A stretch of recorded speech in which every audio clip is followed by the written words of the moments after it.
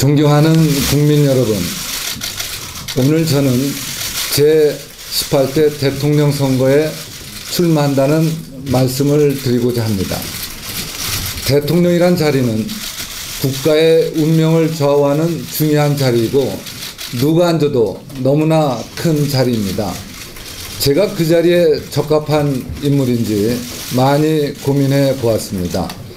정몽준, 너는 왜 대통령에 출마하려는 것인가 자문해 보았습니다. 권력이나 명예를 탐하는 것은 아닌가 묻고 또 물었습니다. 24년 전 정치에 처음 입문할 때를 돌이켜 보았습니다. 왜 정치에 뛰어들었는가? 젊은 날의 꿈은 오늘도 계속됩니다. 누구나 능력을 발휘할 수 있고 일한 만큼 정당한 대우를 받는 나라, 그래서 세계 속에 우뚝 서는 대한민국, 저는 그런 나라를 꿈꿔왔습니다. 지금 우리는 흔들리고 있습니다. 양극화는 심화되고 청년들은 취업난 속에 절망하고 있습니다. 국민들은 지역과 세대로 갈라져 있습니다. 양극화, 청년 실업, 중산층의 붕괴, 비정규직 같은 사회적 현안들에 대해 문제 제기는 있지만 해법은 없이 갈등만 증폭되고 있습니다. 바깥 세상은 어떻습니까? 세계 경제는 언제 터질지 모르는 시한폭탄과 같습니다. 그런데 정치인들은 사탕 발림으로 국민들을 현혹합니다. 뜨거운 가슴과 차가운 머리의 정치는 실종됐고 차가운 가슴과 뜨거운 머리의 포퓰리즘이 그 자리를 차지하고 있습니다. 포퓰리즘은 꿈과 희망이 없을 때마다 여지없이 나타나는 현상입니다. 포퓰리즘은 우리나라를 제2, 제3의 IMF 사태로 몰아넣을 수도 있겠습니다. 지금 대한민국은 갈림길에 서 있습니다. 우리나라가 이대로 주저앉을 수도 있다는 생각에 두려움을 느끼기도 합니다. 이제 우리는 바뀌어야 합니다. 갈라진 국민의 마음을 하나로 모아야 합니다. 세계가 부러워하는 산업화와 민주화의 기적을 만든 것은 정치 지도자라기보다 위대한 국민입니다. 25년 전 우리는 군사 독재를 끝내고 민주시대를 열었습니다. 10년 전 2002 월드컵 때는 온 국민이 하나가 되었던 소중한 기억도 있습니다. 국민들께서 하나가 되면 대한민국은 다시 뛸 수 있습니다. 기업을 경영하고 외교 현장에서 뛰어보고 하나 되는 대한민국을 만들었던 경험을 살려 저는 대한민국의 새로운 역사를 쓰겠습니다. 산업화 민주화에 이어 국민통합이라는 또 하나의 기적을 이루겠습니다.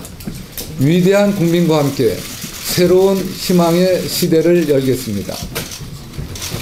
사랑하는 국민 여러분, 앞으로 무엇을 하고자 하는지 간단히 말씀드리겠습니다. 역시 중요한 것은 정치 개혁입니다. 이를 위해 국민 위에 군림하지 않고 국민과 소통하겠습니다.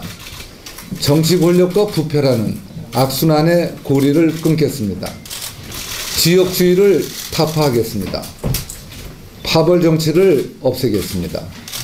특정 지역과 계파에 기대어 분열과 대립을 조장한 사람은 희망을 만들 수 없습니다. 사람을 살리는 경제를 만들겠습니다. 소득이 고르게 분배되고 계층 간 이동이 용이해지도록 하겠습니다. 경제하려는 의지를 다시 일으켜 세우겠습니다. 경제가 성장해야 일자리가 늘어나고 복지 수요를 감당할 수 있습니다. 기술 개발과 기업 투자의 활성화, 개방과 경쟁을 통한 경제 살리기에 힘쓸 것입니다. 대기업은 국민들로부터 혜택을 많이 받은 만큼 그에 걸맞은 책임도 지도록 하겠습니다. 복지에 대한 기대가 급증하고 있습니다. 압축 성장에 매진해온 우리 사회가 복지사회로 진입하는 것은 자연스러운 일입니다. 정치권은 새로운 복지 정책을 연일 발표하고 있습니다. 그런데 우리 국민 중 4대 보험을 제대로 못 받는 분들이 1,500만 명이나 된다고 합니다. 기본적인 사회 안전망도 취약한데 새로운 복지 정책을 나열하는 것이 무슨 의미가 있겠습니까? 우리에게 알맞은 복지에 대한 고민이 우선되어야 하겠습니다. 저는 지속 가능한 복지를 생각합니다. 그 내용은 사다리, 일자리, 울타리를 튼튼히 해주는 키다리 아저씨를 많이 배출하는 것입니다. 공급자 중심에서 수요자 위주로 가족의 기능을 대체하는 것이 아니라 가족의 기능을 강화하겠습니다. 사랑하는 국민 여러분, 우리의 동북아시아는 다시 열강의 각축장이 되고 있습니다. 미국과 일본은 쇠퇴하고 중국과 러시아가 부상하면서 우리의 안보 상황은 크게 변하고 있습니다. 세계의 강대국들은 북한의 핵무장을 막는 데 실패했습니다. 저는 전 세계의 지도자들을 만나 많이 대화했습니다. 러시아의 푸틴, 중국의 후진타오와 시진핑을 만나 우리의 미래를 논의했습니다. 북한은 우리에 대한 군사적 위협의 수위를 연일 높여가고 있습니다. 우리 정부는 이러한 상황에서 북한의 경고의 메시지를 보내는 동시에 국민들에게 상황의 위중함을 설명해야 합니다. 중국과 미국, 유엔과의 협의를 통해 북한의 도발시 단호하게 대처할 수 있는 외교적 조치를 미리 마련해야 합니다. 최다선 의원으로서 저는 북한의 도발시 우리 국회가 초당적으로 대처할 수 있도록 최대한 노력하겠습니다. 교육 문제는 국가적, 국민적 사안입니다. 교육은 우리나라가 발전해 오는데 원동력이 되어 왔습니다. 그러나 최근에는 교육이 분열과 갈등의 원인이 되었습니다. 문제의 핵심은 교실 붕괴로 표현되는 공교육의 황폐화입니다. 학교 폭력 문제는 교실 붕괴와 바로 관련이 있습니다. 학생들에게 희망을 주고 교권을 확립하면서 입시 지옥을 완화하는 정책을 만들겠습니다. 노동 정책에 대해 말씀드리겠습니다.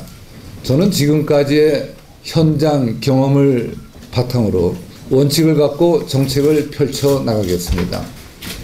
능력과 성과에 기반을 두지 않는 불합리한 차별을 해소해 나가겠습니다. 동일 가치 노동에 대한 동일 임금 원칙이 구호에 그치지 않고 실질적으로 작동할 수 있는 기반을 구축해 나가겠습니다. 존경하는 국민 여러분, 이 모든 과제들은 극복하기 어려운 문제처럼 보이기도 합니다. 그러나 우리 대한민국은 숱한 난관을 극복하며 기적의 역사를 펼쳐왔습니다. 자랑스러운 기적의 역사를 이어가기 위해 제가 가진 모든 열정을 바치겠습니다. 우리는 할 수 있습니다.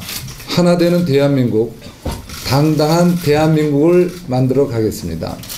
위대한 국민과 함께 새로운 역사, 새로운 기적, 새로운 희망을 만들겠습니다. 국민 여러분의 사랑과 가르침을 부탁드립니다. 감사합니다.